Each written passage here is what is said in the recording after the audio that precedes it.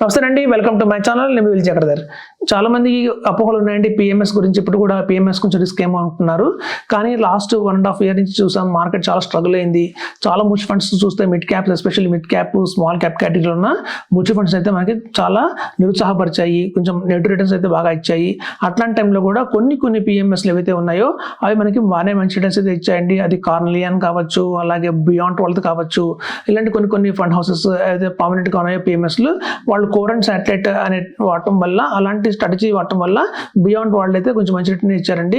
అలాగే చూస్తే మీకు మిడ్ క్యాప్, స్మాల్ క్యాప్ సంబంధించిన ఏదైతే ఉన్నాయో మన ఈవెన్ మిడ్ క్యాప్స్ సంబంధించిన ఈవెన్ పిఎంఎస్లు కూడా కొంచెం తగ్గినాయి కంపేర్ టు మ్యూచువల్ ఫండ్స్ కంటే కూడా. సో మ్యూచువల్ ఫండ్స్లో ఇంకా బాగా తగ్గాయి కంపేర్ టు దానికంటే పిఎంఎస్లో ఉన్న స్మాల్ క్యాప్ పైప్ కానివ్వండి అవన్నీ కూడా కొంచెం తగ్గినాయండి, స్వల్పంగా తగ్గాయి. ఏదైతే మొమెంటం సంబంధించిన పిఎంఎస్లు ఉన్నాయో కొంచెం బాగా దెబ్బతిన్నాయండి, మొమెంటం బేస్డ్ పిఎంఎస్లు. సో మీరు చూస్తే ఇప్పుడు ఇట్లాంటి ఉన్న టైంలో మనం చూస్తే 2.2 అనే కంపెనీ కానివ్వండి, అలాగే కార్నిలియన్ కానివ్వండి, అలాగే చూస్తే షిఫ్ట్గా మనకి ఈ బియాండ్ కానివ్వండి, ఇవన్నీ కూడా కొంచెం ప్రామినెంట్గా రిటర్న్స్ ఇచ్చాయి. చాలా మందికి అనుకుంటాం మనం 12% రిటర్న్ వస్తే సరిపోతుంది అనుకున్న వాళ్ళందరికీ కూడా మేము డెట్ పిఎంఎస్ రికమెండ్ చేస్తున్నామండి. డెట్ పిఎంఎస్లో మనకి కార్పొరేట్ బాండ్స్లో ఇన్వెస్ట్మెంట్ చేస్తారు. అలాగే చూస్తే 20 to 25 కంపెనీ కార్పొరేట్ బాండ్స్ తీసుకుంటారు కాబట్టి మనకి ఎటువంటి మార్కెట్ రిస్క్ లేకుండా మన ప్రిన్సిపల్ సేఫ్గా ఉంటూ మనకు ఒక 12% గ్యారంటీగా రిటర్న్ అయితే వస్తుందండి. అలాగే మనకి ఏఎఫ్లో కూడా అందుబాటులోకి వచ్చింది ఒక డెట్ ఏఎఫ్స్. సో మనం చూడండి, మాకు 12% బ్యాంక్ కంటే కూడా ఒక 6% ఎక్స్ట్రా రిటర్న్ రావాలి. At the same time market risk ఎటువంటి పరిస్థితుల్లో మాకు వద్దు. చూస్తున్నాం ఆల్రెడీ మనకు చాలా వార్స్ జరుగుతున్నాయి, అన్ఎక్స్పెక్టెడ్గా మనకి ట్రేడ్ వార్ ఉంది, అంతకుముందు ఇప్పుడేమో మనకి ఇరాక్ వార్ జరుగుతున్నాయి. సో ఇలాంటి వార్ సందర్భంలో చాలా మార్కెట్ అయితే స్టేబుల్గా లేదు. 2 days పెరిగినా కూడా అన్నీ followed by another day dip అయితే వస్తున్నాయి.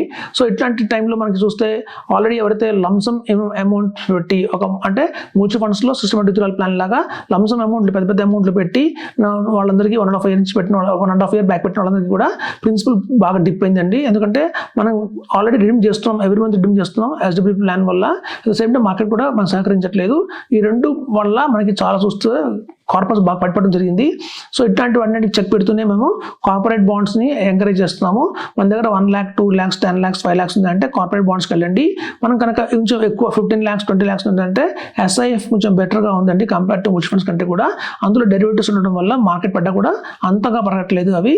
నెక్స్ట్ మీకు 50 lakhs ఉందంటే మాత్రం మనకి ఫిలిప్స్ వాళ్ళది ఒక మంచి పిఎంఎస్ అయితే ఉందండి. అది కేవలం డెట్ ఓరియంటెడ్ పిఎంఎస్. అందులో మనకి ఎటువంటి మార్కెట్ రిస్క్ లేదు. 12% మనకి గ్యారంటీ రిటర్న్ అయితే వస్తుంది. క్వార్టర్లీ పేఅవుట్ అయితే ఇస్తున్నారు. మనకి చూస్తే ఈవెన్ ఏఎఫ్ తీసుకున్నా కూడా ఈవెన్ 1 crore and above ఉన్నా కూడా మనకి యూటీఐ వాళ్ళది కానివ్వండి, కొన్ని మంచి ఫండ్ హౌసెస్ నుంచి మనకి ఏఎఫ్లు అందుబాటులో ఉన్నాయి. కేవలం డెట్ ఏఎఫ్లు అవి. అంటే మనం చూస్తే మనకి every month, every quarter, every 2 months ఒకసారి ఇంట్రెస్ట్ అయితే ఇవ్వడం జరుగుతుంది. వాళ్ళు 14% దాకా కూడా ఇంట్రెస్ట్ ఇస్తున్నారు. సో మనం ఎటువంటి మార్కెట్ రిస్క్ లేకుండా మనకి డెట్లో కనుక 14%, 12% తెచ్చుకుంటే అది ఒక మంచి రిటర్న్ కింద చెప్తున్నాను. సో కాబట్టి అదండి మనకి కేవలం సిస్టమేటిక్ విత్డ్రాయల్ ప్లాన్ అనగానే, పెన్షన్ ప్లాన్ అనగానే ఒక పెద్ద హైబ్రిడ్ ఫండ్స్లో పెట్టి, మ్యూచువల్ ఫండ్స్లో ఒక హైబ్రిడ్ ఫండ్స్లో పెట్టి విత్డ్రాల్ చేసుకుంటే కన్నా ఇట్లాంటి కొంత అమౌంట్ ఇటు కూడా మీరు డైవర్ట్ చేయండి. సో కార్పొరేట్ బాండ్స్ కానివ్వండి, అలాగే డెట్ పిఎంఎస్ కానివ్వండి, అలాగే చూస్తే ఏఎఫ్స్ కానివ్వండి, ఇవన్నీ కూడా మనకి ప్రామినెంట్గా రిటర్న్స్ అయితే బాగానే ఇస్తున్నాయి. వాళ్ళు రేపు ఫిక్స్డ్ రిటర్న్స్ ఇస్తున్నాయి. మనకి ఫిక్స్డ్ రిటర్న్ కావాలి. చాలా మంది అడిగే క్వశ్చన్ అదే, మాకు బ్యాంక్ కంటే ఎక్కువ రిటర్న్ రావాలి, అలాగే జీరో మార్కెట్ రిస్క్ ఎటువంటి పరిస్థితుల్లో వద్దు అంటే అనుకున్న వాళ్ళందరికీ కూడా, రిటైర్ అయిన వాళ్ళందరూ కూడా, 60 years అబోవ్ ఉన్న వాళ్ళందరూ కూడా ఇది ఒక మంచి అవకాశం కింద చెప్తున్నాను. మనకి డెట్ కేటగిరీ పిఎంఎస్ అవైలబిలిటీలో ఉన్నాయి. అలాగే కొంతకాలం వెయిట్ చేస్తాము, మాకు అంత అవసరం లేదు అనుకున్న వాళ్ళకి ఈక్విటీ పిఎంఎస్లు తీసుకోండి. మనకి అందులో బియాండ్ వాళ్ళది కానివ్వండి, కార్నిలియన్ కానివ్వండి, P2P కానివ్వండి, సో 2.2 కానివ్వండి, ఇవన్నీ కూడా చాలా బాగా పర్ఫార్మెన్స్ చేస్తున్నాయి. మార్కెట్ పడ్డా కూడా స్వల్పంగా పడుతున్నారు తప్ప అంత భారీగా పడట్లేదు. ఎందుకంటే వాళ్ళు చాలా మటుకు క్యాష్లో ఉంటున్నారు. So compare to ICICI, Motilal Oswal, NJ India మేము చూసామండి, చాలా పిఎంఎస్ల దగ్గర 6-7 పిఎంఎస్లు ఇచ్చిన మార్కెట్లో అన్నింటిలోకి కూడా స్టేబుల్గా ఉన్న పిఎంఎస్లు కొన్ని ఉన్నాయి మనకి బియాండ్ లాంటివి. సో ఇట్లాంటి టైంలో అంటే మార్కెట్ పడిన తర్వాత తెలుస్తుంది మనకి ఏ పిఎంఎస్లు బాగా స్ట్రాంగ్గా ఉన్నాయి అని. మార్కెట్ పడక ముందు ఒక బుల్ ర్యాలీలో అన్ని పిఎంఎస్లు కూడా మీకు ఎక్స్ట్రాడినరీ రిటర్న్స్ అయితే ఇవ్వడం జరుగుతుంది. 35% రిటర్న్ ఇచ్చాయి, కొన్ని కంపెనీస్ 40% రిటర్న్ కూడా ఇచ్చాయి.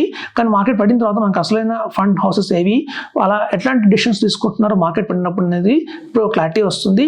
సో మనం కనుక పొరపాటున ఐసిఐసిఐలో కానివ్వండి, మోతిలాల్ ఒస్వాల్ కానివ్వండి, ఎన్జే ఇండియాలో కానివ్వండి పెట్టుంటే వెంటనే మూవ్ అవ్వకండి. వాటిని మా దగ్గర ఉన్న ఆన్లైన్ ఇన్వెస్టర్స్కి మేము కొంత టైం తీసుకుంటాము.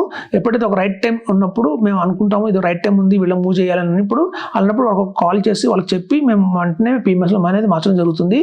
సో కాబట్టి మా దగ్గర ఉన్న అన్ని ఇండియాలో ఎన్నైతే కంపెనీస్ ఉన్నాయో పిఎంఎస్ ఆఫర్ చేస్తున్నాయో 400+ మనకి పిఎంఎస్ ఆఫర్ ఉన్నాయి. సో అట్లా 400+ పిఎంఎస్ కూడా మనం హ్యాండిల్ చేస్తున్నాం కాబట్టి ఏ పిఎంఎస్ ఎలా పనిచేస్తుంది మార్కెట్ పడినప్పుడు, ఏ పిఎంఎస్ ఎలా పనిచేస్తుంది మార్కెట్ ఒక బుల్ రన్లో, ఒక బేర్ మార్కెట్లో అనేది మాకు ఐడియా ఉంది. సో ఆల్రెడీ మన దగ్గర 80+ ఇన్వెస్టర్స్ ఉన్నారు కాబట్టి పిఎంఎస్లో మనకి ఇన్వెస్టర్స్ నుంచి కూడా ఒక రిపోర్ట్ అయితే వస్తుంది. వాళ్ళకి ఎవరికైతే ఎక్కువ ప్రాఫిట్స్ వస్తున్నాయి, ఎవరికైతే యావరేజ్ ప్రాఫిట్స్ వస్తున్నాయి, ఎవరైతే కొంచెం లాసుల్లో ఉంటున్నారు, ఇలాంటివన్నీ ఒక యావరేజ్ అయితే మనకి అయితే డేటా ఉంటుంది. సో ఈ డేటాను బేస్ చేసుకొని మనం నెక్స్ట్ పిఎంఎస్ వాళ్ళకి రికమెండ్ చేస్తాము. ఇట్లాంటి పిఎంఎస్ తీసుకోండి. సో అట్లాంటి మార్కెట్ కండిషన్స్లో అయినా మీకు స్టేబుల్ రిటర్న్స్ అయితే గ్యారంటీగా వస్తాయని చెప్తున్నాము. సో అదండి మన పిఎంఎస్, ఏఎఫ్, అలాగే మనకి ఎస్ఐఎఫ్స్, ఈ 3 కూడా ఆల్టర్నేట్స్. ఇవన్నీ కూడా మనకి ఇండియాలో మ్యూచువల్ ఫండ్సే కాదు, ఆల్టర్నేట్స్ కూడా బాగా పర్ఫార్మ్ చేస్తున్నాయి, మంచి రిటర్న్స్ అయితే ఇస్తున్నాయి. మార్కెట్ డౌన్ అయినా కూడా స్టేబుల్గా ఉంటుందని చెప్తున్నాను. Thank you.